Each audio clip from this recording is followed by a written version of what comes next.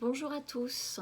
En ce mardi, retour du salon de plaisance du Touche dans le 31. J'aimerais partager avec vous le message que j'ai canalisé pour l'entrée en matière de la conférence qui a eu lieu samedi, puisqu'avant chaque conférence, en fait, je canalise le texte d'entrée. Il est forcément canalisé en direction de ceux qui se présentent et ceux qui viennent à la conférence, mais ils ont une portée tellement globale, comme tous les autres messages, que j'ai décidé d'en faire une vidéo aujourd'hui pour que le plus grand nombre en profite. Puisqu'il il est très particulier, enfin il est particulier puisqu'il ouvre en fait il ouvre un horizon, vous allez voir.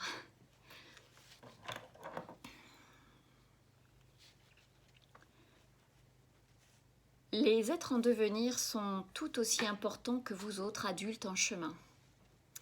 Prenez soin d'eux. Ils sont là aussi pour prendre votre réparation et continuer le chemin. Ce que vous nettoyez, travaillez, est partagé avec eux et n'est pas dissocié d'eux.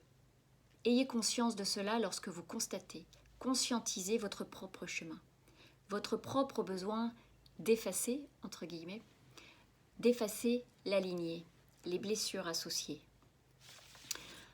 Parfois, votre travail va être initié pour évacuer ce que vous ne désirez pas transmettre à votre descendance. Ouvrez-leur l'esprit. Si réfractaire qu'il puisse être, échangez, partagez votre travail personnel. Ne gardez pas pour vous les blessures que vous révélez, ils n'en seront que plus avertis et enclins à les travailler. C'est ainsi que les choses avancent, à grands pas, ensemble. Vous savez que chacun s'est choisi, vous savez que chacun est lié par famille d'âme ou autre lien d'entraide. Tout est entraide, tout est là pour avancer. C'est ce qui est, ce qui a été décidé. Vous le savez? Voyez vos enfants, vos proches, comme choisis, quelle que soit la teneur des liens, des événements qui vous lient ou vous éloignent. Tout a été choisi. C'est ainsi, c'est ce qui est. Voyez-le à chaque fois qu'une épreuve se présente, que quelque chose vous travaille. Cette conscience de la réalité des liens vous donnera une autre perspective, une autre position, celle de décideur, celle de révélateur, d'accompagnant. Ce que je décide, je n'en suis pas victime. Bon cheminement à vous qui écoutez. Donc voilà, message où on intègre nos enfants, alors ou tout simplement ceux que nous accompagnons, des êtres en devenir. C'est aussi bien nos enfants de sang que, je sais pas, neveux, nièces, peu importe. Tous ceux avec qui on doit pouvoir partager en fait notre propre cheminement. On a tendance parfois en tant qu'adulte à cacher en fait que nous avons nos faiblesses, nos blessures, notre chemin. Alors qu'en fait, en le partageant, d'une part, on les éclaire sur ce qu'ils ressentent. Les troubles, ils les ressentent. Les angoisses, ils les ressentent. Et ce qui insécurise, c'est de ne pas savoir d'où elles sortent, ce que c'est. Alors que si on en parle, après, probablement avec modération, hein, chacun trouvera la justesse, mais probablement avec modération, mais leur montrer que nous-mêmes, nous nous remettons en question que nous-mêmes, en fait, nous avançons que nous-mêmes, nous rendons compte de nos propres limitations, nos blessures, et qu'il y a des moyens pour les transcender, en se faisant accompagner, aider, grâce aux rencontres, et bien eux-mêmes demain.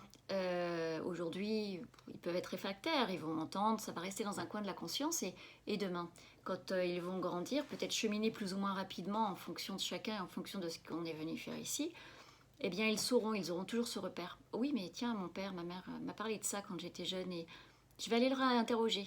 Ou alors, tiens, je vais tenter les mêmes méthodes, ou je vais aller chercher s'il n'y a pas quelque chose chez moi aussi qui n'aurait pas été nettoyé, qui m'aurait été transmis, ou des mécanismes que je renouvelle, que je répète.